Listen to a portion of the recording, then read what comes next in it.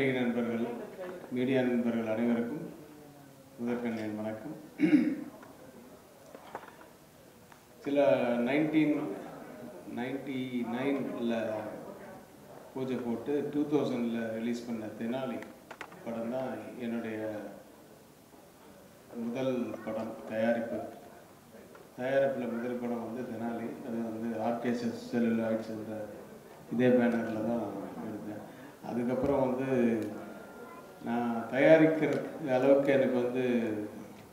எனக்கு டைமும் இல்லை, அது வந்து தோணவும் இல்லை. ஸோ அதுக்கப்புறம் டைரக்ஷனில் பிஸியாக இருந்ததுனால கண்டினியூஸாக டைரக்ஷன்லேயே இருந்துருச்சு. அதுக்கப்புறம் இப்போ ரீசெண்டாக வந்து இந்த தெலுங்கு படம் கன்னட படம்லாம் பண்ணிகிட்டு இருக்கும்போது என்னோடய கேப்பில் வந்து நான் நடிக்க ஆரம்பித்தேன். நிறைய ப்ரொஃபஷ்னல் ஆகிடுச்சு இப்போ என்னோட நடிப்பு தொழில். ஸோ அந்த வகையில் அப்படி இருக்கும்போது என்னுடைய அசிஸ்டன்ஸ் 10 வருஷத்துக்கு மேலே என்கிட்ட அசிஸ்டண்ட்டாக இருந்த 2 பேர், that is Sabari and Saravanan, அவங்கள இன்ட்ரடியூஸ் பண்ணுறேன். இதில் இவங்க வந்து ஒரு மலையாள படம் ஆண்ட்ராய்டு கொஞ்சப்பன்ற ஒரு படத்தை வந்து நீங்கள் பாருங்கள், பார்த்துட்டு அதில் நீங்கள் நடித்து கொடுக்கணும், நாங்கள் டைரக்ட் பண்ண போகிறோம் அப்படின்னு வந்தாங்க. ஸோ அந்த படம் பார்த்து எனக்கு ரொம்ப பிடிச்சிது. சரி நடித்து கொடுக்குறேன் அப்படின்னு சொன்னேன். ஆனால் அவங்க கூட்டிகிட்டு வந்த அந்த ப்ரொடியூசர் வந்து அவர் கரெக்டாக அந்த தேதியிலெல்லாம் படம் பண்ண முடியல. ஸோ ரைட்ஸும் வாங்கலை அவர். சரி இவங்க டைரக்ஷன்னு சொல்லி வந்தாங்களேன்னு ரொம்ப சந்தோஷப்பட்டேன். அது வந்து முடியாமல் போகக்கூடாது அப்படின்னு சொல்லி சரி ஓகே நானே தயாரிக்கிறேன் அந்த படத்தை அப்படின்னு சொல்லி ஆஃப்டர் 20 இயர்ஸ் மறுபடியும் ஆர்கே செல்லுலாய்ட்ஸில் இந்த படத்தை நான் தயாரிக்கிறதுக்கு முன் வந்தேன். அந்த ரைட்ஸ் வாங்கிட்டு ஆக்சுவலாக போன வருஷம் பிப்ரவரியில் ஆரம்பிக்க வேண்டிய படம் இந்த வருஷம் பிப்ரவரி ஆச்சு. ஏன்னு உங்களுக்கு தெரியும், பிகாஸ் ஆஃப் கோவிட் வந்து அப்படியே தள்ளி போயிட்டே இருந்தது. ஸோ இப்போது அதுக்கு எல்லாம் ஓரளவுக்கு சரியாக வந்து இந்த படத்தை வந்து இப்போ நான் தயாரிக்கிறேன். இந்த பிப்ரவரி 15ஆம் தேதியிலேருந்து மார்ச் 15ஆம் தேதி வரைக்கும் ஒரு மாதம் கிட்டத்தட்ட 31 டேஸோ 32 டேஸோ வந்து outdoor, that is Tenkasi, Courtallam அந்த சரௌண்டிங்கில் வந்து ஒரு 30-32 நாள் ஷூட்டிங் இருக்குது. அதுக்கப்புறம் வந்து ஒரு 10 நாள் வந்து ஃபாரினில் ஷூட் பண்ண வேண்டிய, இந்த கதை பிரகாரம் வந்து ஃபாரினில் ஷூட் பண்ண வேண்டிய ஒரு கட்டம். அது வந்து ஏப்ரலில் தான் பண்ண முடியும்னு நினைக்கிறேன். மார்ச் எண்டு ட்ரை பண்ணுவோம், இல்லைன்னா ஏப்ரலில் ஃபாரின் போகிறோம். அந்த ஆக்சுவலாக எங்களுக்கு வந்து ஜெர்மனில் போய் படம் பண்ணணும், ஜெர்மன் இல்லைன்னா ரஷ்யாவில். ஏன்னா அந்த மலையாள படம் ரஷ்யாவில் பண்ணியிருந்தாங்க. நாங்கள் ஜெர்மன் இல்லைன்னா ஜப்பான், எந்த ஊரில் அலோவ் பண்ணுறாங்களோ அந்த வெளிநாட்டில் போய் படம் பண்ணணும். அதுக்கப்புறம் கொஞ்சம் ஒர்க்கு வந்து சென்னையில் இருக்கும், பேட்ச் ஒர்க்ஸ் மாதிரி. இதில் மெயின் ரோல் வந்து ஒரு ரோபோ ஒன்று நடிக்குது. அதனால் வந்து படம் பூரா சிஜி இருக்குது. இந்த ரோபோ வர சீன்ஸ் காட்சிகள் எல்லாமே சிஜி ஒர்க் இருக்கும். ஸோ இதுதான் அந்த படத்தை பற்றி. தட் இஸ் மலையாளத்தில் இந்த படத்தினுடைய பேர் வந்து ஆண்ட்ராய்டு கொஞ்சப்பன். தமிழில் வந்து நாங்கள் கூகுள் குட்டப்பன் அப்படின்னு வச்சுருக்கோம். ஸோ அந்த குள்ளமான மனிதனுக்கும் அந்த பெரியவருக்கும் ஒரு பாண்டிங் இருக்குது. அது படத்தில் வந்து ரொம்ப இம்பார்ட்டண்ட்டான ஒரு மேட்டர். இதில் வந்து ஹீரோவாக வந்து தர்ஷன், நம்ம பிக் பாஸ் போன வருஷம் இந்த சீசனில் சீசன் 3ல் வந்து தர்ஷன் இருந்தார், அது அவங்களுக்கு தெரியும். ஸோ தர்ஷனும் ஹீரோயின் வந்து லாஸ்லியா, அவங்க அதே சீசனில் வந்து இவங்க பண்ணியிருந்தாங்க. ஸோ அதில் ஃபேமஸ் ஆனாங்க. அவங்க ஏற்கனவே இன்னும் 2-3 படங்கள் இருந்தாலும் இந்த படத்தை முதல்ல முடிச்சு கொடுக்குறேன்னு சொல்லி எனக்கு ப்ராமிஸ் பண்ணியிருக்காங்க 2 பேரும். அப்புறம் இன்னொரு முக்கியமான கேரக்டர் வந்து ஒரு பெரிய ரோலில் வந்து யோகி பாபு பண்ணுறாரு. அப்புறம் வந்து ராகுல், அவர் வந்து இந்த படத்தில் வில்லனா அறிமுகம். ஆல்மோஸ்ட் இவங்க 3 பேருமே இந்த படம் தான் அறிமுகம் ஆகும்னு நினைக்கிறேன். அவங்க அதுக்கு முன்னாடியே கமிட் பண்ண படங்கள் ஏதாவது ரிலீஸ் ஆகிறதுக்கு சான்சஸ் இருந்தால் அது வரும், இல்லைன்னா இந்த படம் தான் அவங்களுக்கு அறிமுக படமாக இருக்கும். ஒரு நல்ல படம்ன்றது வந்து பார்த்தவங்க எல்லாருமே ஃபீல் பண்ணி சொன்னாங்க. அதை மேலும் நல்லபடியாக தமிழாக்கம் செஞ்சு கொஞ்சம் அங்கங்கே சேஞ்சஸ் எல்லாம் பண்ணி ஏன்னா மலையாள படம்ன்றது உங்களுக்கு தெரியும், அது ஒரு மாதிரி லைட்டர் வேல போயிட்டுருக்கும். இது வந்து கொஞ்சம் கமர்ஷியலாக கொஞ்சம் காமெடியெல்லாம் ஆட் பண்ணி இன்னும் கொஞ்சம் நல்லா ஸ்க்ரீன் ப்ளே பண்ணியிருக்காங்க. ஸோ இந்த படம் அதை விட இன்னும் நல்ல சிறப்பாக வரும் என்ற ஒரு நம்பிக்கை இருக்குது. அதற்கு முழு பொறுப்பாக இருக்க போகிறது வந்து இயக்குனர்கள் சபரி அண்ட் சரவணன். ஸோ அவங்களுக்கு ஆல் தி பெஸ்ட். இந்த ஹோல் டீமுக்கு பெஸ்ட் விஷயம் சொல்லிக்கிறேன். நான் எனக்கும் சொல்லிக்கிறோம், ஏன்னா நானும் இப்போ உரிமை தயாரிக்காமல் அதில் ஃபாதர் ரோல் நடிக்கிறதுனால இந்த படம் நான் பிளான் பண்ணிகிட்டு இருக்கும்போது போன மார்ச்லேயே வந்து என்னுடைய நண்பர் கருப்பையா, அவர் தான் வந்து எனக்கு 35 வருஷத்துக்கு மேலே நாங்கள் நண்பர்கள். அவருடைய அண்ணன் மகன் சரவணன்றது சரவணன் சொல்லி அவர் வந்து ஒரு காவியா ப்ரொடக்ஷன்ஸ்னு ஆரம்பிச்சிருந்தார். இப்போ கல்லல் குளோபல் என்டர்டெயின்மெண்ட் அப்படிங்கிற பேர். இப்போது அவங்க வந்து இந்த படத்தை வந்து நான் ஆரம்பிக்கிறதுக்கு முன்னாடியே அவங்க என்கிட்ட வந்து பர்ச்சேஸ் பண்ணிக்கிறதுக்கு முன் வந்திருக்காங்க. ஸோ இதுதான் இந்த படத்தை பற்றி நான் கொடுக்கக்கூடிய ஒரு சின்ன மீட்ரு போட்டுட்டு இருக்கிறது வேறு, மேட்ரு பண்ணுறது வேறு. ஸோ மேட்ரு இப்போ வந்து அந்த தயாரிப்புக்கு வந்ததுனால பொறுப்பு கொஞ்சம் ஜாஸ்தி ஆகிடுச்சு, ப்ளஸ் நடிப்பு வேறு. ஸோ இதுக்கு மேலே நீங்கள் ஏதாவது கேள்வி கேட்கணுன்னா கேட்கலாம். அதுக்கு முன்னாடி Darshan you want to start something? பேசுகிறேன் தைரியமாக டைரக்ட். சபையில் இருக்கிற பெரியவருக்கும் பத்திரிகை நண்பர்களும் வணக்கம். அண்ட் ரொம்ப நாளாக வெயிட் பண்ணி கடவுளாக கொடுத்த ஒரு ஒரு ஒரு நிகழ்ச்சி இது. ஏன்னா கொரோனாவில் ரொம்ப டைம் லேட் ஆகி படம் ஷூட் ஸ்டாப் ஆகி எப்படி இருந்துச்சு. அண்ட் அதுவும் நாங்கள் எல்லாருமே ரவிக்குமார் சாரோட படத்தை பார்த்து வளர்ந்தாங்க. அவங்க பேனர்லேயே ஒரு படம் கிடைக்கிறது ஒரு பெரிய விஷயம். And thank you so much sir. And thank you sir Sabari sir and Saravanan sir, அவங்க தான் அந்த படத்தை டைரக்ட் பண்ணுறாங்க. அண்ட் சார் சொன்ன மாதிரி ஆல்ரெடி மலையாளத்தில் வந்து ஒரு ஹிட்டான படம் அதை தமிழில் ரீமேக் பண்ணுறாங்க. அதுவும் ரவிக்குமார் சாரோட பேனர்ங்கிறது ஒரு பெரிய விஷயம். அண்ட் ஒரே ஒரு ரிக்வெஸ்ட், பிக் பாஸில் இருக்கும்போது நீங்கள் எல்லோரும் உங்கள் வீட்டு பையனை நிறைய சப்போர்ட் கொடுத்தீங்க, ஸ்பெஷலாக மீடியாஸ், பத்திரிகையும் தொலைக்காட்சி நண்பர்கள். ஸோ அதே சப்போர்ட் இந்த படத்துக்கும் இதுக்கப்புறம் நமக்கு எல்லோரும் கிடைக்கணும்னு வேண்டி தேங்க்யூ ஸோ மச்.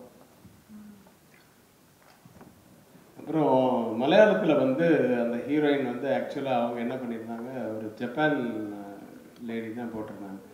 நான் பர்டிகுலராக வந்து லாஸ்ட்லியா செலக்ட் பண்ணதுக்கு ஒரு ரீசன் இருக்குது. அதாவது இலங்கை தமிழர்களெல்லாம் வந்து புலம்பெயர்ந்து வெளிநாட்டில் ஃபுல்லாக இருக்காங்க.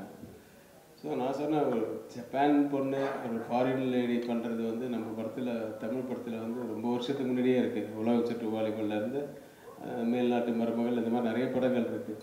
அதை விட ஒரு இலங்கையிலேருந்து புலம்பெயர்ந்த ஒரு குடும்பத்தில் சேர்ந்தவங்களாக இருந்து அவங்க இந்த இலங்கை தமிழ் பேசினா, அந்த ஹீரோயின் தமிழ் பேசினா நல்லா இருக்கும்னு ஃபீல் பண்ணேன். அப்போ தான் டக்குன்னு லாஸ்ட்லியாக ஞாபகம் வந்தாங்க. ஏன்னா அவங்க அந்த பிக் பாஸில் அந்த இலங்கை தமிழ் எவ்வளோ ஸ்வீட்டாக பேசினாலும் சரி, காரமாக பேசினாலும் சரி, கோபத்தில் எல்லா இடத்துலையுமே வந்து அவங்க அந்த இலங்கை தமிழ் வந்து ரொம்ப ஸ்வீட்டாக இருக்கும் கேட்குறதுக்கு. அது மட்டும் இல்லாமல் எனக்கு இன்னொரு சென்டிமெண்ட் வந்து தெனாலி படத்தில் கமல் சார் அந்த வருஷம் தான் பேசியிருப்பார். ஸோ அதே பேனரில் நான் வந்து இப்போ மறுபடியும் படம் பண்ணுறதுனால இந்த ஐடியா நான் கொடுத்தோன்னா அவங்க 2 பேரும் அதை ரொம்ப பிடிச்சி ஓகேன்னு சொன்னாங்க. ஸோ இலங்கை தமிழ் பெண்ணாக அதில் நடிக்க போகிற இப்போ லாஸ்ட்லியா ஒரு சில வார்த்தைகள். எல்லாருக்கும் வணக்கம். முதல் தடவை பத்திரிகையாளர்கள் எல்லாம் சந்திக்கிறதுல ரொம்ப சந்தோஷமாக இருக்குது. எனக்கு வந்து கேஎஸ் ரவிக்குமார் சார் இந்த படம் பண்ணுங்க அப்படின்னு சொல்லிக்குள்ளேயே சொன்ன விஷயம் வந்து, நீங்கள் வந்து ஒரு ஸ்ரீலங்கன் பொண்ணாக தான் வந்து இந்த படத்தில் வர போகிறீங்க அப்படின்னு சொல்லிக்குள்ளே எனக்கு ரொம்ப சந்தோஷமாக இருந்தது. ஏன்னா ரொம்ப கஷ்டப்படுத்த வேலை இந்த லாங்குவேஜ் தான் நான் வந்து அதில் கற்றுக்க போகிறேன். ஸோ அது வந்து ரொம்ப சந்தோஷமாக இருந்தது.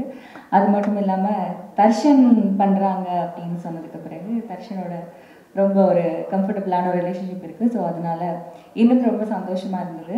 இந்த படம் வந்து நான் பார்த்தேன், மலையாளத்தில் இருந்த படத்துக்கும் தமிழில் வந்து எந்த கேரக்டர் கதாபாத்திரத்தை வந்து இவங்க இன்னும் கொஞ்சம் நிறைய பில்ட் பண்ணியிருக்கிறாங்க. ஸோ அதனால் எனக்கும் நிறைய ஸ்கோப் இருக்குது இந்த படத்தில்.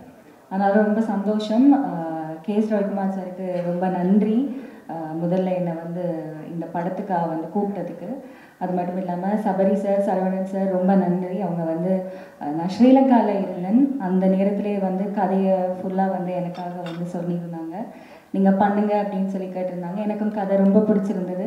ஒரிஜினல் கதையும் அவங்க இந்த கேரக்டர் பில்ட் பண்ணதும் எனக்கு ரொம்ப பிடிச்சிருந்தது. ஸோ அதனால் நாங்கள் எல்லாருமே இப்போது உண்டா இந்த படத்தில் வந்துட்டோம். ஸோ நீங்கள் தொடர்ந்து எங்களுக்கு வந்து சப்போர்ட் பண்ணுங்கள். தேங்க்யூ. அப்புறம் இந்த படத்தை வந்து படம் பூஜைக்கு முன்னாடியே அதை வந்து வாங்கிக்கிறேன்னு முன்னு வந்த கருப்பையா, அவருடைய அண்ணன் மகன் சரவணன், அவங்களுக்கு மிக்க நன்றி. On behalf of Saravanan and அந்த கல்லல் குளோபல் என்டர்டெயின்மெண்ட் சார்பாக கருப்பையா ஒரு சில வார்த்தைகள். எல்லோருக்கும் என்னுடைய காலை வணக்கம். ஆக்சுவலி இது வந்து பார்க்க போனோம்னா எங்கள் சினிமா ஃபங்க்ஷனுங்கிறத காட்டிலுமே ஒரு பூஜைங்கிற காட்டிலுமே எங்கள் குடும்ப விழா மாதிரி தான் அது. பிகாஸ் என்ன ரவிக்குமார் வந்து எனக்கு ஒரு 35 வருஷம் முன்னாடியே ஃப்ரெண்டு. ஸோ எந்தவித சினிமாவும் சம்மந்தம் இல்லாமல் நாங்கள் 35 வருஷம் நல்லா பழகிட்டு வந்து எல்லாம் இந்த டயத்தில் இந்த படத்தை பற்றி ஒரு பேச்சு வந்தது. ரவிக்குமார்ங்கிறது எல்லாருக்குமே இண்டஸ்ட்ரியில் தெரியும். இஸ் பக்கா கரெக்ட்லி டஸ் அ பிஸ்னஸ். இத்தனை நாள் ஷூட்டிங், இவ்வளோ பட்ஜெட், இத்தனாம் தேதி ரிலீஸ், எல்லாமே ப்ரீ பிளான் பண்ணி கரெக்டாக இன்னைக்கு வரைக்கும் சக்ஸஸ் கொடுக்கக்கூடிய டைரக்டர் கேஎஸ் ரவிக்குமார்ங்கிறதுக்கு எல்லாருமே தெரியும். ஆனால் இந்த விஷயம், இன்னொரு விஷயம் என்னென்னா, அவர் ப்ரொடியூஸ் பண்ணுற படத்துக்குமே அதை டிஸ்ட்ரிபியூஷன் ரைட்ஸையுமே அவர் விலை பேசி அதையும் லாபத்தையோடு சம்பாதிச்சு இன்றைக்கி பூஜை போட்டிருக்காருன்னா அது அவருடைய கெட்டிக்காரத்தனம். இது நாங்கள் வந்து இன்வால்வ் ஆகிறது இல்லை, அவருடைய கெட்டிக்காரத்தனம். அவர் மேலே நாங்கள் வச்சுருக்க நம்பிக்கையில் தான் இந்த படத்தை நாங்கள் வந்து எல்லாமே ரைட்ஸ் வாங்கி நாம் வெளியிடுறோம். ஸோ அந்தளவுக்கு we have great records with director KS Ravikumar. So உங்களுடைய சப்போர்ட்டில் அதான் சொல்கிற மாதிரி இது ஒரு தலைப்பிரசவம் மாதிரி, ஏற்கனவே முன்னாடிலாம் சொல்ல தலைப்பிரசவம் மாதிரி. இந்த குழந்தை பிறந்ததுக்கப்புறம் நல்லா வளர்ந்து அது பெரியதாக ஆகிறது பூராமே இந்த சினிமா வந்து ப்ரொடியூஸ் ஆகி வெளியானதுக்கப்புறம் உங்களை மாதிரி ப்ரெஸ் எல்லாருமே சப்போர்ட்டை வச்சு தான் இது ஒரு மிகப்பெரிய சக்ஸஸ் வரணும்னு எல்லா இறைவனை கேட்டுக்கிறேன். நன்றி, தேங்க்யூ. அடுத்தது இந்த படத்தில் வந்து ஒரு வில்லன் கேரக்டர், ரொம்ப வித்தியாசமான ஒரு வில்லன் கேரக்டர். அது நீங்கள் படம் பார்க்கும்போது ரொம்ப சுவாரஸ்யமாக இருக்கும். அது யார் போடணுன்னொன்னே நம்ம டைரக்டர்ஸ் வந்து ராகுலில் வந்து ரெக்கமெண்ட் பண்ணாங்க. ராகுல் எதுக்கு ஃபேமஸ் அப்படின்னு கேட்டேன். அவர் வந்து இந்த ப்ராங்க் ஷோலாம் நிறைய பண்ணியிருக்காரு. அதில் அவர் ரொம்ப யூடியூப்பில் ஃபேமஸ் இல்லையா அப்படின்னு சொல்கிறாங்களே. திடீர்னு கோவப்படுவார், திடீர்னு டான்ஸ் ஆடுவார், திடீர்னு சிரிப்பார். படத்துலேயும் அந்த மாதிரியே அவருக்கு ஒரு கேரக்டர் ஒன்று வச்சுருக்கு. ஸோ ராகுல் ஒரு சில வார்த்தைகள்.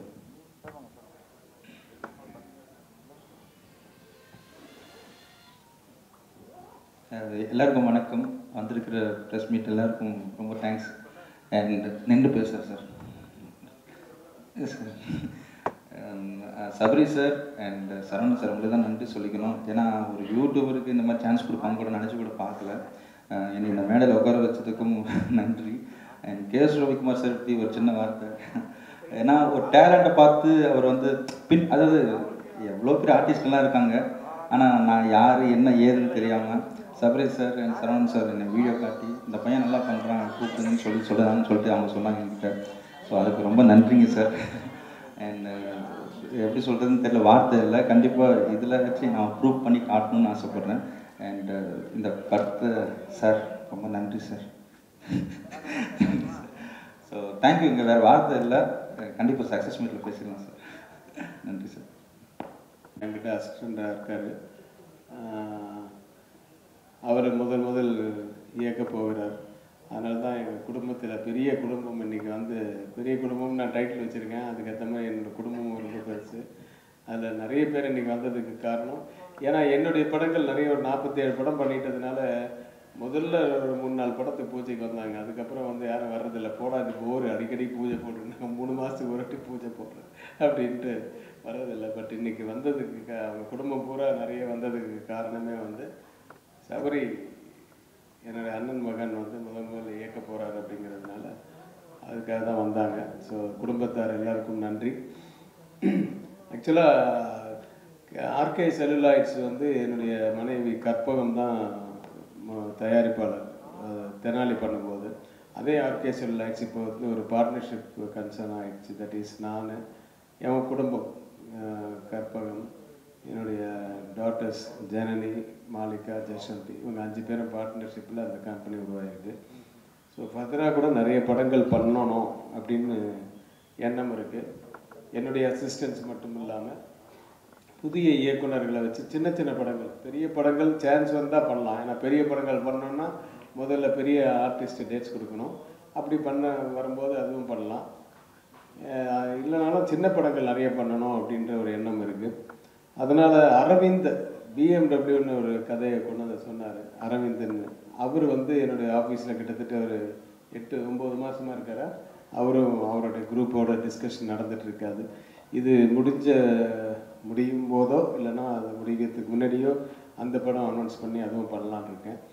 அந்த படத்தில் ஹீரோவாக வந்து நான் டைரக்டர் விக்ரமன் சாருடைய சன் கனிஷ்கா இருக்கார். அங்கே கிளம்பிட்டாரா? கனிஷ்கா வந்திருந்தார் இன்றைக்கி பூஜைக்கு. விக்ரமன் சாருடைய சன், அவரை இன்ட்ரோடியூஸ் பண்ணலான்னு இருக்கேன். ஏன்னா அவர் எல்லா ஒரு ஹீரோவுக்கு தேவையான அத்தனை விஷயங்களையும் கற்றுக்கிட்டு இருக்காரு.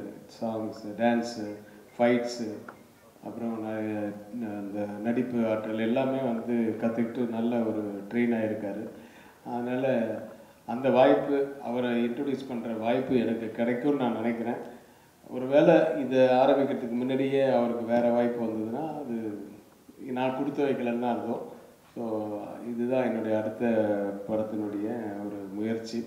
இது முடிஞ்சதுக்கப்புறம் தான் அதை ஆரம்பிக்கலான் இருக்கேன். அப்புறம் இந்த படத்தினுடைய டைரக்டர் சபரி அண்ட் சரவணன் ஒரு சில வார்த்தைகள். இங்கே வந்திருக்கும் எல்லோருக்கும் வணக்கம். ஸோ நான் தான் சபரி. என்னை வாழ்த்த வந்திருக்கும் அப்பா, அம்மா மற்றும் குடும்பத்தினர், ப்ரெஸ், மீடியா, ஸோ எல்லாருக்கும் ரொம்ப ரொம்ப நன்றி சொல்லிக்கிறோம். இந்த மேடைக்காக நிறைய பேர் காத்துட்டு இருந்தாங்க. ஸோ நாங்களும் அந்த மாதிரி ஆசையில் தான் இருந்தோம், நிறைய ட்ரை பண்ணிகிட்டு இருந்தோம். ஸோ இந்த படத்தை நாங்கள் செலக்ட் பண்ணியிருக்கோம். ஸோ ஆண்ட்ராய்ட் கொஞ்சம் அப்படின்னு சொல்லி. ஸோ இந்த ஒரு நல்ல படத்தை நாங்கள் வந்து ரீமேக் பண்ணுறோன்ற திருப்தி எங்களுக்கு இருக்குது. ஸோ நாங்கள் யார்கிட்ட வேலை கற்றுக்கிட்டோமோ, ஸோ அவர் ப்ரொடக்ஷன்லேயே இந்த படம் எங்களுக்கு அமைஞ்சது. நாங்கள் வந்து ரொம்ப ப்ரிவிலேஜாக ஃபீல் பண்ணுறோம். அண்ட் அவரே டைரக்ட் பண்ண போகிறது ரொம்ப ஹானர்டாக ஃபீல் பண்ணுறோம். ஸோ இதுதான். ஸோ இது என்னோட முதல் மேடை பேச்சு. ஸோ ஏதாவது தவறாக பேசினா மன்னிக்கவும். நன்றி, தேங்க்யூ. இன்னொரு விஷயம், நீங்கள் எல்லா நல்ல படங்களையும் நல்லபடியாக எல்லாமே வாழ்த்தி மக்களுக்கு கொண்டு போய் சேர்த்துருக்கீங்க, சப்போர்ட் பண்ணியிருக்கீங்க. ஸோ எங்களையும் அதே மாதிரி சப்போர்ட் பண்ணணும், எங்கள் படத்தையும் அதே மாதிரி சப்போர்ட் பண்ணணும்னு கேட்டுக்கிறேன். தேங்க்யூ. எல்லாருக்கும் வணக்கம். ஃபஸ்ட்டு எங்கள் அப்பா, அம்மா, எல்லா ஃபேமிலி எல்லாருக்குமே வணக்கம். ஃபஸ்ட்டு என் குருநாதர் கேஎஸ் ரவிக்குமார் சார் அவருக்கு ரொம்ப கடமைப்பட்டிருக்கோம். அசிஸ்டன்ட் டைரக்டர் ஆகிறது ரொம்ப கஷ்டம். அதுவும் பெரிய டைரக்டர் அசிஸ்டன்ட் டைரக்டர் ஆகிறது அதோட ரொம்ப கஷ்டம். அந்த வாய்ப்பு வந்து எங்களுக்கு கிடச்சிச்சு. அதுவும் இல்லாமல் ஒரு அசிஸ்டன்ட் டைரக்டர் ஆகிட்டு ஒரு படம் ப்ரொடக்ஷன் பண்ணி ப்ரொடக்ஷன் தேட ரொம்ப கஷ்டம். நாங்கள் ரொம்ப ஆக்சுவலாக வந்து நிறையா ப்ரொடியூசர்லாம் தேடி இருக்கோம். இதெல்லாம் எங்கள் டைரக்டர் பார்த்துருக்காரு. ஒவ்வொருத்தரையும் கேட்பார், பண்ணுவீங்களா, நல்லா வந்துடுவீங்கிற மாதிரி மோட்டிவேஷன் பண்ணுவார். பட் நாங்கள் இந்த படத்தை வந்து சூஸ் பண்ணோன்னா நல்ல கதை வந்து எங்கள் டைரக்டர் போட்டு காமிச்சோன்னே எங்கள் டைரக்டர் ரொம்ப பிடிச்சிருச்சு. நாங்கள் ப்ரொடியூசரை தேடி அலையிறதை பார்த்து அவருக்கு பார்த்தோன்னே அவரே நானே ப்ரொடியூஸ் பண்ணுறேன்னு சொல்லி சொன்னார். எங்கள் 2 பேருக்குமே நாங்கள் ரெண்டு பேருமே ரொம்ப திக்கஸ்ட் ஃப்ரெண்டு. டைரக்டர் அசிஸ்டண்ட்டாக ஜாயின் பண்ணும்போது எங்கள் ரெண்டு பேருடைய வேலைத்துமே ஒரே மாதிரி தான் இருக்கும். ஸோ நாங்கள் 2 பேருமே இந்த படம் டைரக்ஷன் பண்ணுறது முடிவு பண்ணி நாங்கள் டைரக்டர் போய் கேட்டோம், ப்ரொடியூசரை தேடணும், கிடைக்கல. அதனால் டைரக்டர் வந்து நானே ப்ரொடியூஸ் பண்ணுறேன்னு சொல்லி இந்த படம் எங்களுக்கு அந்த வாய்ப்பு கொடுத்துருக்காரு. ஒரு அசிஸ்டன்ட் டைரக்டராக வந்து டைரக்டர் பண்ணியிருக்காங்க. ஒரு டைரக்டராக வந்து ஒரு அசிஸ்டன்ட் டைரக்டர் வந்து டைரக்டர் பண்ணியிருக்காங்க. எங்களுக்கு ரொம்ப பெரிய பாக்கியம் கிடச்சிருக்கு. என்னென்னா ஒரு குருநாதரை வைத்து ஒரு இயக்குனர் வந்து இயக்குற வாய்ப்பு கிடச்சிருக்கு. அது இல்லாமல் ஒரு குருநாதரை ப்ரொடியூஸ் பண்ணி இயக்கிற வாய்ப்பு எங்களுக்கு ரொம்ப கிடச்சிருக்கு. இது வந்து எவ்வளோ பேருக்கு கிடைக்குன்றது எங்களுக்கு தெரியல. இந்த வாய்ப்பை நாங்கள் ரொம்ப சரியாக பயன்படுத்தி வெற்றி பெறுவோம்னு நினைக்கிறோம். சபரி சொன்ன மாதிரி ஒரு நல்ல படங்களுக்கு எப்பயுமே நீங்கள் நல்லதே கொடுத்துருக்கீங்க. இதுவும் ஒரு நல்ல படம். இந்த படத்துக்கு உங்களுடைய ஆதரவு எப்படி கிடைக்கும்ன்றது நான் கேட்டுக்கிறேன். நன்றி. ஸோ இப்போ நீங்கள் ஏதாவது உங்கள் கேள்வி கேட்கணுன்னா கேட்கலாம் சார். அந்த படத்தில் பையன் ஹீரோனா கூட அப்பா தான் கதை நாயகன், படம் ஃபுல்லாக ஒரு இது பண்ணுவார். நீங்கள் அந்த மாதிரி இதுக்கு முன்னால் அந்த மாதிரி ரோல் நடிச்சதில் கொஞ்சம் சீரியஸான ஆளு, கோவப்படுறது ஆளு, உங்களுக்கு நடிக்கிறது அந்த அனுபவம் எப்படி இருக்குது? கதை நாயகனா முதல் தடவை நினைக்கிறீங்க? கதை நாயகன் இல்லை, அது ஆக்சுவலாக ஃபாதர் ரோல் தான். அது கதை நாயகனாக நான் வந்து ஒரு படம் பண்ணியிருக்கேன் இப்போது. அதாவது சொல்கிறதுக்கே கொஞ்சம் வெக்கமாக இருக்குது, கூச்சமாக இருக்குது. அதாவது மதில் அப்படின்னு ஒரு படம், அது வந்து டெலிஃபிலிம், ஜி தமிழ் வந்து அவங்க தான் ப்ரொடியூஸ் பண்ணுறாங்க. அது வந்து ஒரு 100 minutes டெலிஃபிலிம். வந்து டைரக்டர் வந்து மித்ரன் செவகர். அந்த படத்துக்கு என்னை வந்து அப்ரோச் பண்ணும்போது, சார் நீங்கள் தான் லீட் ரோல்ட்டாங்க. எப்பா சும்மா இருப்பா அப்படின்னா, இல்லை சார் அது கதையே அந்த மாதிரி தான். ஒரு வயசான ஒரு 58 வயசு நிரம்பிய ஒருத்தருக்கும் ஒரு அரசியல்வாதிக்கும் ஒரு பிரச்சனைகள் தான் சொல்லி அந்த கதை சொன்னாங்க. ஸோ இது இன்ட்ரெஸ்டாக இருந்தது. 8 மாதம் வரை வீட்லேயே உட்காந்துட்டு செம்ம போர் அடிச்சுது. வீட்டில் வெளியே போக வேண்டாம்னு சொல்லி கூட இல்லை அது பண்ணலான்னு சொல்லிட்டு போய் பண்ணேன். அது கதை நாயகன். பட் இது வந்து இது நாங்கள் கொஞ்சம் நிறைய மாற்றிருக்கோம், தமிழுக்காக கொஞ்சம் மாற்றிருக்கோம். மெயின் கண்டென்ட் அதுதான், அந்த மலையாள படத்தினுடைய கண்டென்ட் தான். பட் இருந்தாலும் இதில் வந்து ஹீரோ இப்போ டூயட் பாடி ஒரு ஹீரோயின் இருந்தால் தான்ப்பா ஹீரோ. எனக்கு ஹீரோயின்லாம் கிடையாது. இருக்குது ஒரு அந்த படத்தில் ஒரு ஓல்டு ஹீரோயின் ஒன்று இருக்காங்க. அதெல்லாம் வந்து ஹீரோன்னு சொல்ல முடியாது, ஃபாதர் ரோல் தான். யாராவது அந்த படத்தை பார்க்கும்போது அந்த ஃபாதர் ரோல் நீங்கள் பண்ணுறீங்கன்னா தான் கேட்பாங்க, ஹீரோ நீங்கள் பண்ணுறீங்களா கேட்பாங்க. நீங்கள் தெரிஞ்சே கேட்குறீங்க. So it's father role. ஆனால் அவர் வந்து மிகச்சிறந்த நடிகர். அந்த அந்த மலையாள படத்தில் நடித்தவர். அந்த அளவுக்கு பண்ண முடியுமான்னு தெரியல. என்னால் முடிஞ்ச அளவுக்கு நான் ட்ரை பண்ணுறேன். பட்டு ஹீரோ இவர் தான். தமிழுக்கு ஏற்ற மாதிரி கொஞ்சம் சில ஹீரோவுக்காகவும் கொஞ்சம் சில மாற்றிருக்கோம். அந்த இதில் சாங்ஸ்லாம் இல்லை, இல்லை சாங் இருக்குது. எண்டெல்லாம் கொஞ்சம் டிஃப்ரெண்ட்டாக பண்ணியிருக்கோம், நல்லா பண்ணியிருக்கோம். Anybody else sir? கேட்கலையேன்னு பார்த்தேன். இப்பதானே சார் பார்க்க முடியுது ரொம்ப நாள் கழிச்சு. இனிமேல ஒரு சினிமா தான் சொல்லிட்டாரு, அது உங்களுக்கு ரொம்பவே சந்தோஷமா இருக்கும். சரி அப்படிலாம் இல்லை. அவர் சினிமா தான்ன்றதுனால நான் தான் ஒரு இயக்க போகிறேன் அப்படின்றது எப்படி சொல்ல முடியும்? ஆனால் மாதத்துக்கு ஒரு தடவையாவது அவர் எனக்கு ஃபோன் பண்ணிடுவார். ஏன் நான் பண்ணுறது இல்லை அப்படின்னா, சரி அவர் நிறைய ஒர்க்கில் இப்போ இந்த பக்கம் பாலிடிக்ஸ் அது இதுன்னு பேசிகிட்டு இருக்கும்போது நம்ம டிஸ்டர்ப் பண்ணக்கூடாதுன்னு பேசுறது இல்லை. அதுவே கேட்பார், என்ன சார் பாஸ் மறந்துட்டீங்களா அப்படின்னுவார். ஸோ அந்த மாதிரி பேசிகிட்டு இருக்கோம். அவர் வந்து ரீசெண்டாக வந்து ஒரு இப்போ இல்லை ஒரு நானும் நீ தான் போகணும் அவர் வீட்டுக்கு. 5-6 மாதம் இருக்குமா, 6 months முன்னாடி மறுபடியும் அந்த ராணா கதையை ஒரு வாட்டி நான் கேட்கணும், மறந்துட்டேன். நான் ஒரு மாதிரி வேகமாக தான் ஞாபகம் இருக்குது, மறுபடியும் சொல்லுவேன். ஒன் டே டைம் கொடுங்க சார். நான் ஃபுல் ஸ்கிரிப்ட், ஏன்னா ரெடி ஸ்கிரிப்ட், அது ரெடி ஸ்கிரிப்டை ஃபுல்லாக பார்த்துட்டு மறுநாள் போய் நானும் இவனும் போய் சொன்னோம். கூட வேறு யாரும் நம்ம கமலேஷ் 3 பேர் போய் சொன்னோம். அது கேட்டுட்டு ஒரு 1 hour கட்ட ஃபுல்லாக சொன்னேன். என்ன சப்ஜெக்ட் இது வந்து ரொம்ப ஆசையாக இருக்குது பண்ணோன்னு. ஆனால் அதுக்கு இன்னும் அது கொஞ்சம் உடம்புல வலு வேணும், வந்த உடனே அது பண்ணலாம் அப்படின்னு சொல்லியிருக்காரு. அதுதான் தவிர அது எப்போ பண்ண போகிறாரோ இல்லை வேறு யாருக்காவது ரெக்கமெண்ட் பண்ணுறாரா அதெல்லாம் தெரியாது. இதெல்லாம் என்ன எப்போ நடக்குதோ அதுதான். அதனால் அவரோட படம் பண்ணுறதுன்றதை விட அவரோட கண்டினியூஸாக நான் வந்து டச்சில் தான் இருக்கேன். அதனால் அவர் படம் பண்ணுறது பண்ணாதது வந்து இந்த பெரிய மார்க்கெட்டபிள் ஆர்டிஸ்ட்லாம் அவங்க தான் நினைக்கணும், யாரை வச்சு டைரக்ட் பண்ணுறது, யாரை டைரக்டராக போடுறது அப்படின்றது. ஸோ நாம் டிசைட் பண்ண முடியாது. தேங்க்யூ. மகிழ்ச்சி சார்.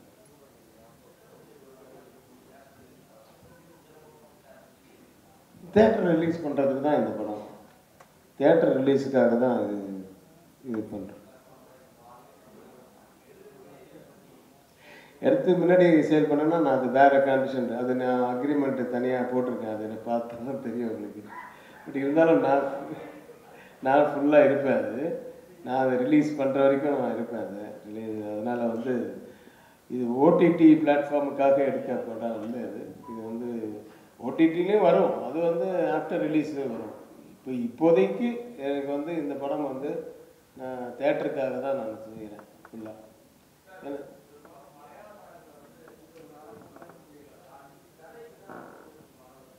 ஆமாம்.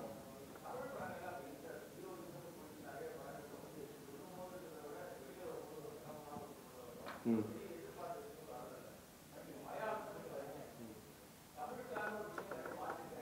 ம் ம் ம்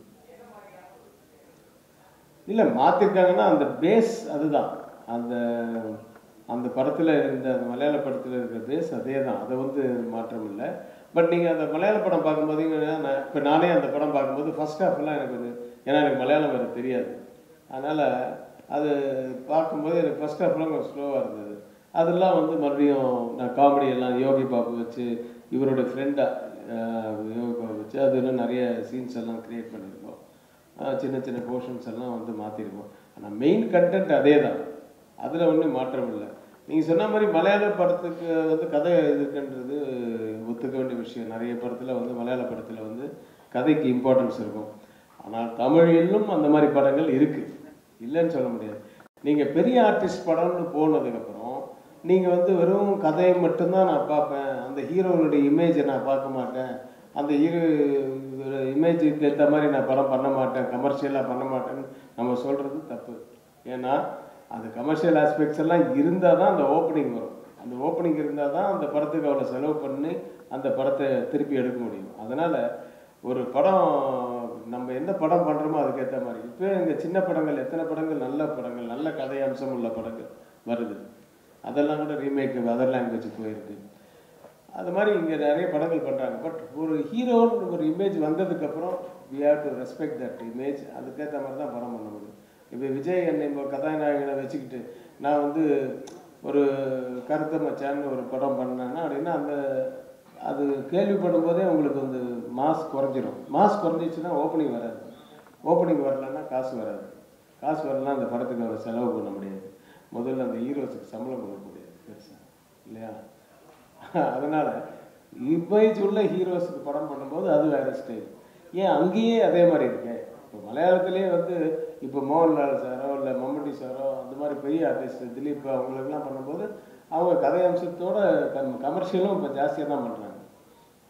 இப்போ நான் ரீசெண்டாக அங்கே நடித்தவங்களோட நான் அவர் பேர் சித்திக்குன்னு ஒரு ஆர்டிஸ்டோட நான் இந்த சூப்பர் குட் ஃபிலிம்ஸில் ஒரு படம் பண்ணுறேன். நான் ஜீவாவுக்கு அப்பாவா அவர் சித்திக்கு நடிக்கிறார். அவர் கேட்கும்போது இப்போல்லாம் வந்து அங்கே அந்த மாதிரி ஃபாஸ்ட்டாக எடுக்கிறது இல்லை சார், டே நைட்டு பண்ணி 15 நாளில் படத்தை முடிக்கிறதெல்லாம் பண்ணுறது இல்லை, நிறைய அங்கேயும் டைம் எடுத்து தான் பண்ணுறாங்க. ஏன்னா அங்கேயும் கமர்ஷியல் இது நிறைய வந்திருக்கு அப்படின்னு. ஸோ நல்ல படங்கள் எல்லா லாங்குவேஜ்லேயும் தான் வருது, அது மலையாளத்தில் மட்டும் இல்லை, அது தமிழ்லேயும் தான் வருது. தமிழ்நாட்டில் குட்டப்பன்னு பேர் வைக்கிறது இல்லை. எங்கே இருக்கீங்க? எங்கே அந்த குரலை நான் கேட்கலையே, அவர் பார்க்கலையே, அவர் வரலாம், அவர் பேசலைன்னா அது ஒரு ப்ரெஸ் மீட்டே இல்லையே. இங்கே பைல்வால் சார் சொல்லுங்க. அது தமிழ்நாட்டில் குட்டப்பன்னு பேர் அதிகமாக வைக்கிறது இல்லை. கரெக்ட். நான் அது குள்ளமணின்னு தான் நினச்சோம். குள்ளமணின்னும் போது ஒரு மாதிரி சாஃப்ட் ஆகிடுது. ஏன்னா அந்த படத்தில் ஒரு நீங்கள் படம் பார்த்தீங்களான்னு தெரியல, அது ஜாலியான போர்ஷனில் குட்டப்பான்னு கூப்பிட்டா கூட அந்த எண்டில் ஒரு ஃபீல் வரும். குட்டப்பான்னு கூப்பிடும்போது அது குள்ளமணின்னு கூப்பிடும்போது அது அந்த ஃபீல் குறைஞ்சிருது, சொல்கிறதுக்கும் வந்து அவ்வளோ இதுவாக இருக்குல்ல. இன்னும் கூட நிறைய டைட்டில் ட்ரை பண்ணோம், பட் அதை விட இது இப்போ குட்டப்பான்னு இருக்குல்ல, கட்டப்பா ஒத்துக்கிறீங்க, குட்டப்பா ஒத்துக்க மாட்டீங்களா? குட்டப்பான்னா மண்டையில் குட்டப்பான்னு இல்லை குட்டையாக இருக்கிறவங்க வந்து டே குட்டையா, குள்ளப்பணி குட்டையா அப்படின்னு கூப்பிடுவோம். அந்த மாதிரி குட்டப்பன்னு இனிமேல் கூப்பிட்டு போட்டுமே, டே குட்டப்பா அப்படின்னு கூப்பிட்டு போட்டுமே. கட்டப்பா ஒத்துக்கிறீங்கல்ல, கட்டப்பா நீங்கள் யாராவது கூப்பிட்றாங்களா? ஆனால் பாகுபலி பார்த்ததுக்கப்புறம் கட்டப்பா எவ்வளோ ஃபேமஸ் ஆச்சு, அந்த மாதிரி இது ஆகுமே அப்படின்றதுக்கு ஒரு பண்ணோம். ஏன்னா இதுதான் கொஞ்சம் ஆப்டாக இருந்தது.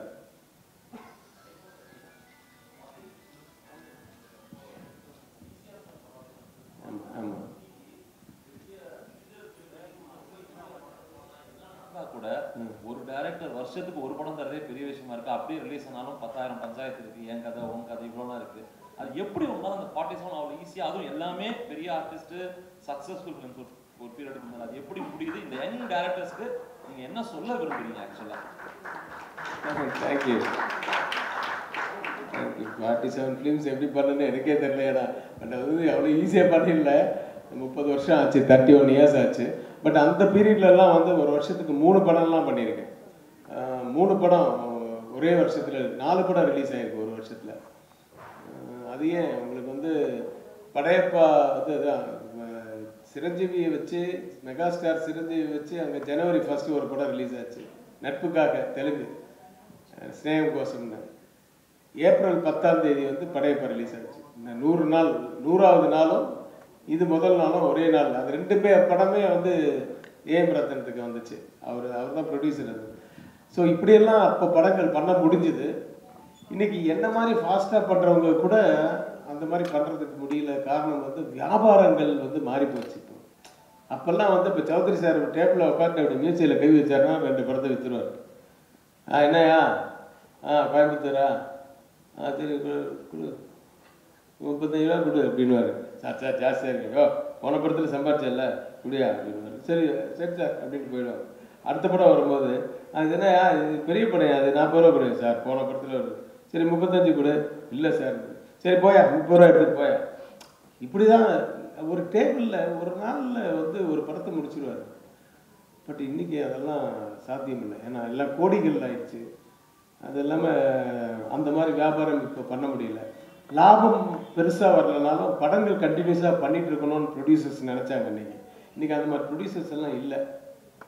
ஸோ லாபம் வர்றதும் ரொம்ப கம்மியாக இருக்குது. அதனால் குறைஞ்சிருச்சு படங்கள். அதுவும் இல்லாமல் இயக்குநர்கள் வந்து நிறைய நல்ல பெரிய சக்ஸஸ் கொடுத்த இயக்குநர்கள் கூட அடுத்த படம் பண்ணுறதுக்கு 4 வருஷம் ஆச்சு. என்னுடைய அசிஸ்டண்ட் வந்து அருவி பண்ணானே, அருண், அவனே கிட்டத்தட்ட 3 இயர்ஸ் ஆச்சுல. இவங்களோட ஒர்க் பண்ணியிருந்தவங்க அவனும். அவன் ஒரு படம் சக்ஸஸ், இந்த அருவி எவ்வளோ பெரிய ஹிட்டு, அடுத்த படம் இன்னும் வரல அவனுக்கு. ஆனால் அந்த ஒர்க்கு பண்ணிகிட்டே தான் இருக்காங்க. அது காலத்தின் கட்டாயம். அது வந்து ஏன்னா மீடியாவும் பெருசாகிடுச்சு. முன்னாடியெல்லாம் 50 பேர் தான் இருந்தாங்க ப்ரெஸ்ஸு, இன்றைக்கி 300 பேர் இருக்காங்க. இங்கே இடம் இல்லைன்னு சொல்லி தான் இன்றைக்கி கம்மியாக கூப்பிட்ருக்கோம். அது மொத்தமாக கூப்பிட்டா அந்த மாதிரி மீடியான்றது நான் வந்து இதை மட்டும் சொல்லலை, சினிமாவும் வளர்ந்துருச்சு, டிவி, ஓடிடி, அது நிறைய வளர்ந்துருச்சு. அட் த சேம் டைம் காம்படிஷனும் ஜாஸ்தி ஆயிடுச்சு. ஏகப்பட்ட டைரக்டர்ஸ் இருக்காங்க, புதுசாக வந்துகிட்டே இருக்காங்க. நான் வந்து லாஸ்ட் இயர் 19 வந்து 8 படம் நடித்தேன். 8 படமும் புது இயக்குநர்கள் தான். 8 ஃபிலிம்ஸ், ஆல் த 8 ஃபிலிம்ஸ் எல்லாமே நியூ ஃபேஸ் டைரக்டர்ஸ் தான். ஆனால் அதில் ஹிட்டு கொடுத்தவங்களும் சும்மா தான் இருக்காங்க, அதில் ஃப்ளாப் கொடுத்தவங்களும் சும்மா தான் இருக்காங்க. ஒன்றும் புரிய மாட்டேங்குது. ஏன்னா இப்போ ஃபார் எக்ஸாம்பிள் உங்களுக்கு தெரியும், அந்த கோமாளி படம் எவ்வளோ பெரிய ஹிட்டு. ஜெயம் ரவிக்கு வந்து அவருடைய இது வரைக்கும் அவர் பண்ண படங்கள்லேயே அதிக வசூல் பண்ண ஒரு படம். அந்த டைரக்டர் இன்னும் அடுத்த படம் ஆரம்பிக்கல. அது அவங்களே ஒரு மைண்ட் செட் வச்சுக்கிறாங்க சில. அது இன்னைக்கு இருக்கிற யூத்துக்கெல்லாம் வந்து கண்டினியூஸாக ஒர்க் பண்ணணும்னு தோணல. ஒரு படம் முடிச்சோமா ஒரு ரெஸ்ட்டு சார். என்னுடைய அசிஸ்டன்ஸு தசாவதாரம் முடித்த உடனே அடுத்த 2வது நாளே நான் வந்து வேற ஒரு படத்துக்கு பூஜை பண்ணணும். அது இந்த படம் ஒர்க் பண்ணேன்னா 3 அசிஸ்டன்ட் வரல, உங்களுக்கு தெரியும் இல்லையா. அவன் சொன்னான், சார் இவ்வளோ பெரிய படம் பண்ணிட்டு எப்படி சார் மைண்ட் நாங்கள் ஒர்க் பண்ண அசிஸ்டண்ட்டாக ஒர்க் பண்ணுறதுக்கே அவங்களுக்கு மைண்டு செட் வந்து வரல. நான் சொன்னேன், அப்புறம் நீங்கள்லாம் டைரக்டர் எப்படியா பண்ணுவீங்கன்னு. சார் இப்படியெல்லாம் எங்களால் பண்ணேன், இப்போ மண்டை காயுது சார், சூடாகிடுச்சு சார் மண்டை, திங்க் பண்ண வேணாம், முதல்ல ரிலாக்ஸ் பண்ணி நாங்கள் ஒரு மாதம் வந்து நாங்கள் டூர் போக போகிறோம் அசிஸ்டன்ஸுக்கு, அது மாதிரி. ஸோ அவங்க தான் இன்றைக்கி டைரக்டர்ஸ் ஆகிருக்காங்க. அந்த காலகட்டத்தில் இருந்தவங்க தான் இன்றைக்கி டைரக்டர்ஸ் ஆகிருக்காங்க. ஸோ அவங்களுக்கு ஒரு முடிச்சுட்டு அது சக்ஸஸோ ஃபெயிலியரோ அடுத்ததுக்கு ப்ரொடியூசர்ஸ் பிடிக்கிறதுலேருந்து அவங்கள அந்த கதை விவாதத்தில் உட்கார்றதுலேருந்து தே நீட் டைம் அப்படிங்கிறது எனக்கு புரிஞ்சிருது இப்போது. அதனால தான் அவங்களுக்கெல்லாம் முடியல. என்னால் முடிஞ்சிருக்கு. நான் அப்பப்போ கண்டினியூஸாக ஒர்க் பண்ணி பழகிட்டேன். நான் அசிஸ்டண்ட்டாக இருக்கும்போதே அப்படி தான். ஒரு படம் முடிஞ்சாலும் ஒரு படம் கண்டினியூஸாக ஒர்க் பண்ணிகிட்டே இருந்தேன். அதுக்கு மேலே என்ன சொல்கிறது. Thank you for that. 50 pictures direct பண்ணணுன்னு ஒரு எண்ணம் இருக்குது. ஆனால் நான் என்னுடைய ப்ரொடக்ஷனில் பண்ணுறதுக்கு இஷ்டம் இல்லை. அது எனக்கு அடுத்த ப்ரொடக்ஷனில் பண்ணது. எனக்கு வந்து தெனாலி பண்ணிட்டேன் ஒன்று என் ப்ரொடக்ஷனில் போதும். எனக்கு வந்து இந்த இளம் இயக்குநர்களுக்கு வந்து வாய்ப்புகள் கொடுக்கணுன்ற ஒரு எண்ணம் இருக்குது. அது எந்த அளவுக்கு முடியுதோன்றது பார்க்கணும். தென்னாலி இன்னைக்கு 20 வருஷம் ஆனால் அவ்வளோ ரெஸ்டி பார்க்கும். காமெடி ஆகட்டும், சீனா இப்போ 20 வருஷம் கழிச்சு நீங்களும் ப்ரொடக்ஷன் ஆரம்பிச்சிருக்கீங்க. தென்னாலி பார்ட் 2 இருக்கும், ஏதாவது ஐடியா? தெனாலி பார்ட் 2, பச்சைத்தந்திரம் பார்ட் 2, இது மாதிரி நிறைய படையப்பா பார்ட் 2 எல்லாம் சொல்லிகிட்டே இருக்காங்க. நான் வந்து இது வரைக்கும் நான் நினச்சது வந்து ஒரு கதை வந்து நாங்கள் செலக்ட் பண்ண கதை வந்து ரொம்ப நல்லா இருந்தது. கமல் சார்கிட்டையும் சொல்லியிருக்கோம். ஆனால் அது அவர் எப்போ பண்ணுறாரோ தெரியாது. அது ஒரு ப்ரொடியூசரும் இருக்காங்க.